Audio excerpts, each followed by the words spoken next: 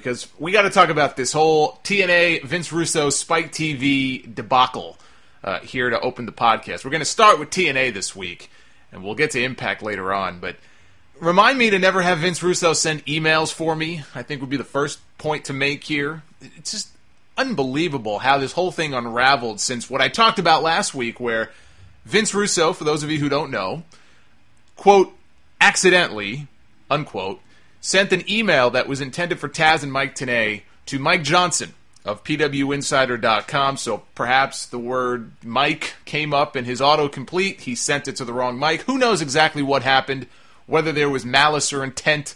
There are apparently, according to certain reports, some people in TNA who feel it was done on purpose. Who knows? But an email was sent that should not have been sent to Mike Johnson, who then went public and said, look, this is proof that Vince Russo, who has denied it, is in fact still working in some capacity for TNA, and it just kind of unraveled from there. Russo went on Twitter. Not only did he deny the whole thing, but he basically bashed Mike Johnson and PW Insider and questioned their reputation, dragged their name through the mud. You know, it's one thing if TNA really didn't want that to come out and they told Russo, listen, you gotta deny this, you gotta just deny. It's one thing to say, okay, fine. My employer told me to deny, so that's what I'm going to go do. He went far beyond that. Okay, he went far beyond that, and that was a really scumbag move on his part.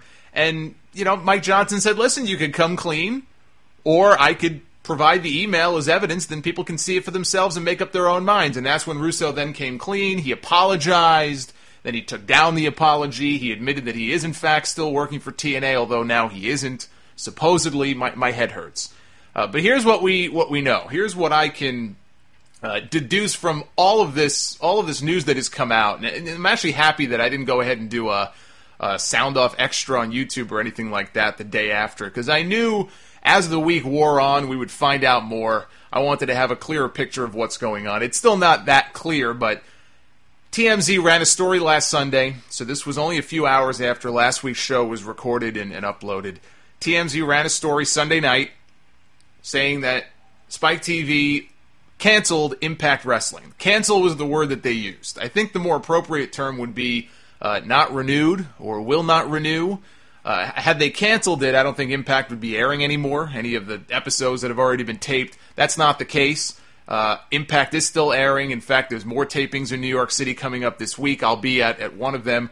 So I don't know that it would be entirely appropriate to say that Spike has canceled Impact. It would be more accurate probably to say that they have not renewed, or they have opted not to renew TNA Impact. And it seems as though the whole Vince Russo fiasco last week now takes on a whole new meaning, because that was the straw that broke the camel's back with Spike TV.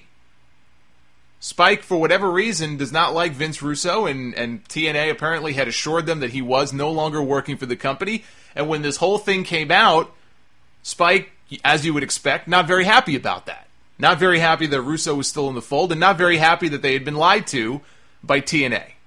And so when the story on TMZ broke, you had denials from everybody at TNA. Dixie Carter went on Twitter. She denied the story. Others in TNA denied it. Viacom, the parent company of Spike TV, gave a statement saying that they cannot comment on ongoing negotiations, which would seem to indicate that perhaps there are still negotiations ongoing between TNA and Spike TV. It sounds like TMZ may have jumped the gun on the story. And TMZ, say what you want to about TMZ. It's kind of like the National Enquirer. It's this trashy tabloid and all that kind of stuff. TMZ has broken plenty of legitimate news stories before. And before anybody else. And so is the National Enquirer. So say what you want to about them. You can't say that they're an illegitimate source of news. If anything, I think I find them more legitimate than most mainstream news sources. So it made sense that people would take the story and run with it. It just seems like whoever fed that information to TMZ may have jumped the gun. Maybe they had their own ulterior motive for doing so. Who knows? We don't know where they got the information from. They claim they had multiple sources. Multiple being the key word. That seems to indicate it wasn't just one person who went to them with the story. They heard it from multiple people that Spike is not renewing TNA. So we don't know for sure whether or not the story is 100% accurate or not. Are there still negotiations ongoing? According to TNA, there are. And according to TNA, they expect a new deal hopefully to be hammered out shortly. That's their version of the story. Now, why, Spike would not just come out and say outright that they have opted not to renew TNA, I don't know. Why they would be so nice and let TNA save face here, that really doesn't make a whole lot of sense to me. So I'm hesitant to jump on that same bandwagon and say, well, that's the end of TNA.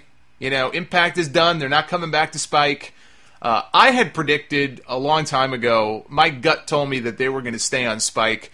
They were going to reach a new deal, even if it wasn't on the same terms they had now, if it was for less money or whatever. I just couldn't see Spike letting them go. So I figured they were going to sign a new deal, maybe for 1 to 2 years. That was my prediction.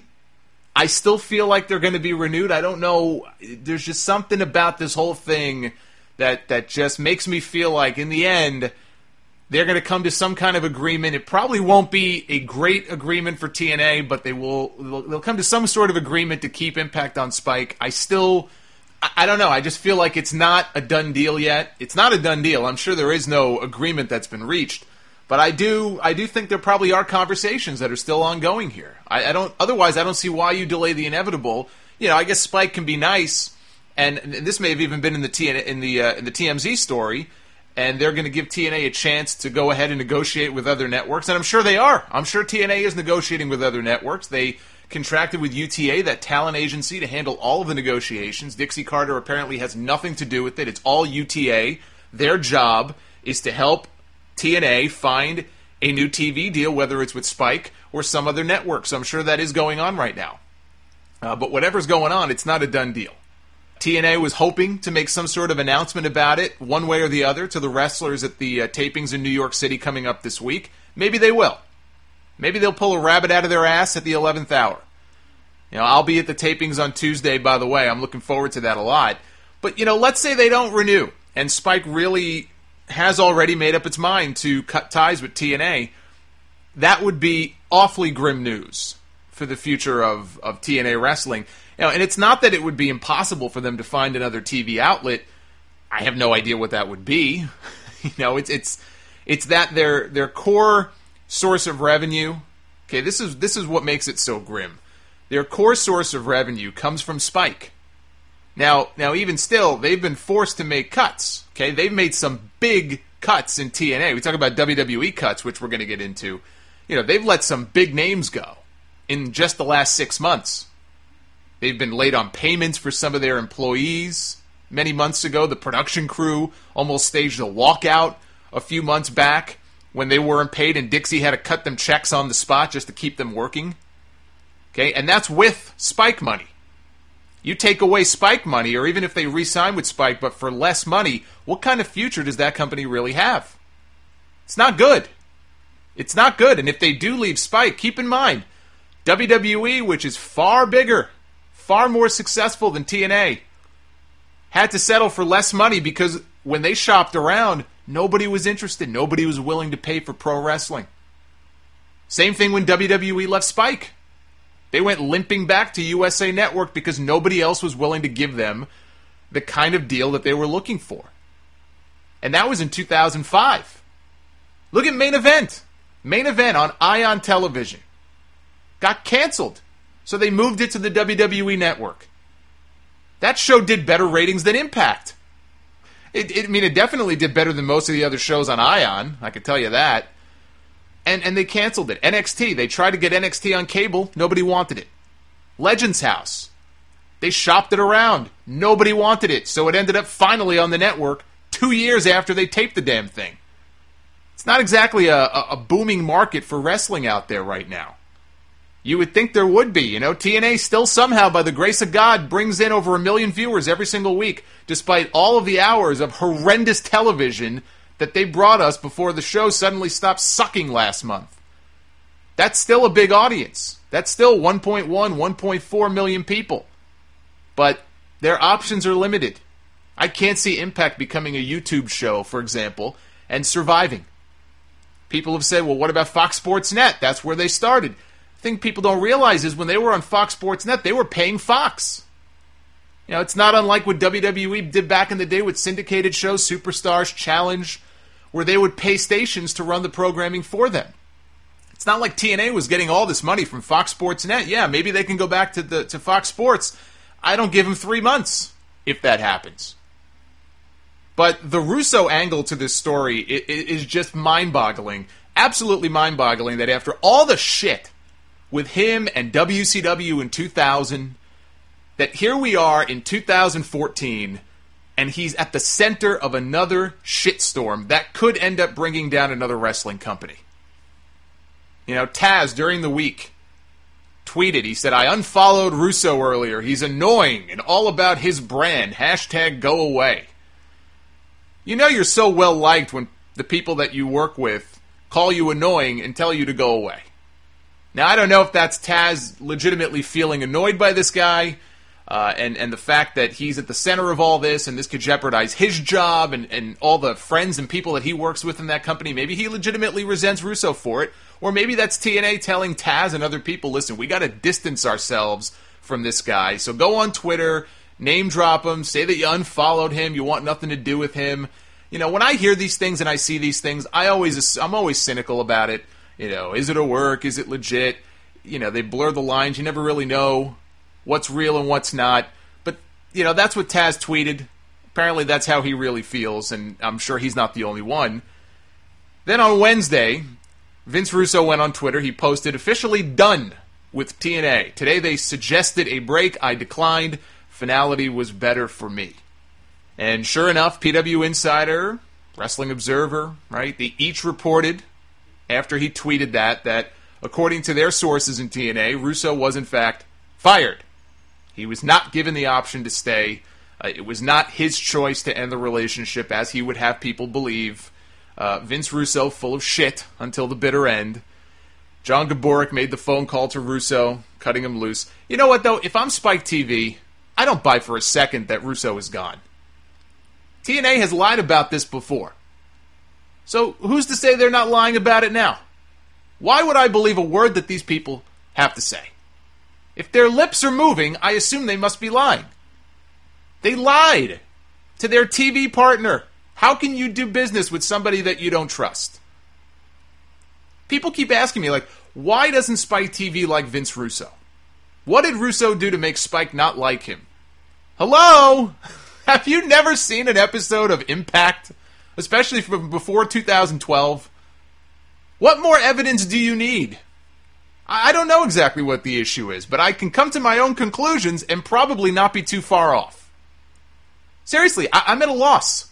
Why Dixie Carter would jeopardize her entire company, knowing that Spike doesn't like the guy, knowing that Wrestle One, okay, all those guys in Japan don't like the guy, they think he's a racist, and lie and feel the need to hide it from the world. This undying loyalty for this guy is one of the greatest mysteries to me in the history of wrestling.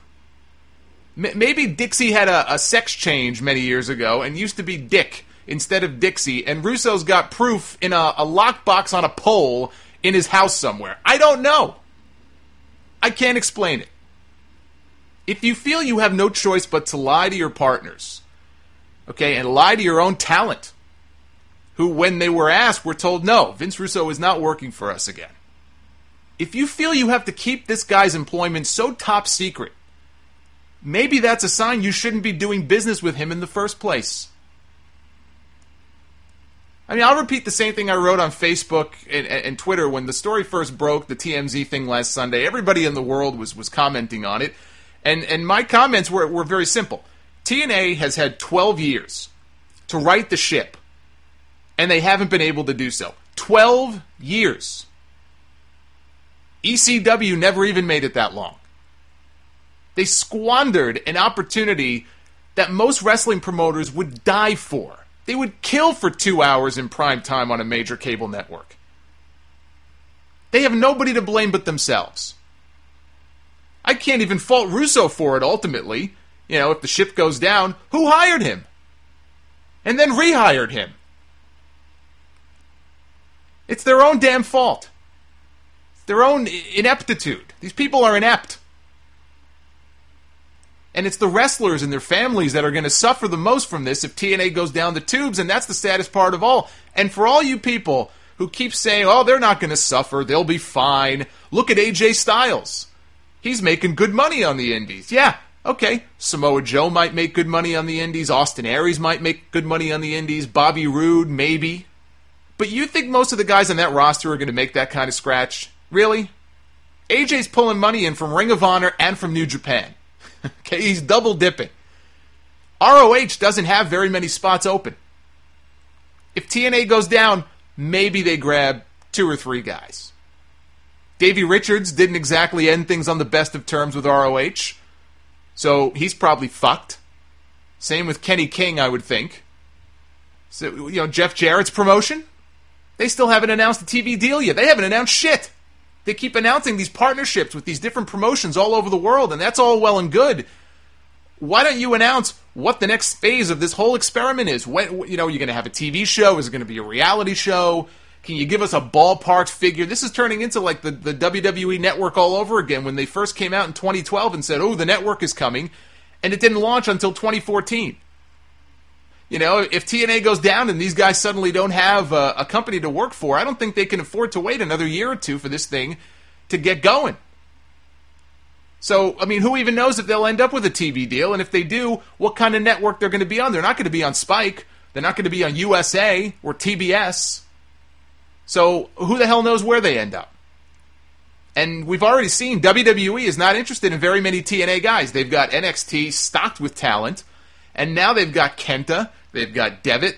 Steen is likely on his way in. You think they have the money to raid all the big TNA stars at a time that they're cutting $40 million from their budget between now and next year? I've got some bad news for you if you believe that. There will be no invasion angle. Forget the fact that WWE doesn't know how to do an invasion angle the right way. TNA, it's not a big deal to them. TNA is not a big deal to WWE. TNA is not WCW. It's a poison brand. The tape library, I could see them wanting that. And they should absolutely go after that because it has value to the network. They should be looking for all the content they can find. And you've got guys like Sting, who's on his way in, Kurt Angle, Jeff Hardy, who have all had some great matches in TNA that could be included in DVDs and Hall of Fame packages if they get inducted into the Hall of Fame. But that's it. These guys aren't all going to WWE or Ring of Honor. And it's one thing if a couple of big names leave TNA, let's say, and there's a demand for them on the indies. AJ Styles is a great example of that. I still can't believe that TNA let that guy go. But they did. And AJ's a big name. So he hasn't really had to try very hard to find work on the indies. And again, now he's with ROH, he's with New Japan. He still takes other indie bookings. Okay, I think Bill Behrens represents him. He's always working every week, every weekend in Japan, in the States. He's doing very well for himself. But that was one guy who became available. If an entire company goes down in flames and everybody suddenly is looking for bookings, the demand isn't going to be there as much. So let's stop pretending that TNA guys would be on Easy Street if the company goes down. Some of them would be, most of them would not be. Now, could TNA survive as a separate entity like NXT, let's say, on the WWE network? I've had people wondering about that. Should WWE consider it if TNA does go down or if TNA were to come to them or something like that happen? Just last week on the podcast, I was talking about trying to think of new ideas for WWE to make the network appealing and for more content. And one of the things that I suggested is kind of far out there, but not really, is working with ROH and New Japan because they're going to be hurting in a few months when Ustream stops doing iPay-per-views. New Japan won't have any presence in the United States. Ring of Honor didn't have a lot of luck doing iPay-per-views before they hooked up with Ustream. It was a complete disaster for them. And I don't know if they're going to have another regular pay-per-view. They had one in June. I still don't know, we don't know how well it did, if they're going to do another one. It's not so far-fetched to think that they could throw those guys a lifeline and maybe air a few select ROH or New Japan shows on the network. If they can come to an agreement where they can make money off it, okay, because they're trying to cut costs at every corner. If they can make money off it, then why the hell not? Why the hell wouldn't you at least have conversations about that? Okay, so I talked about that last week. Now, what about doing the same thing with TNA? I don't think it would work. I don't think it would be a good idea, just because, like I said before, TNA is a damaged brand.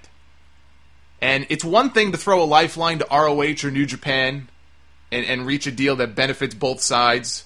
okay, to have some live shows on the network.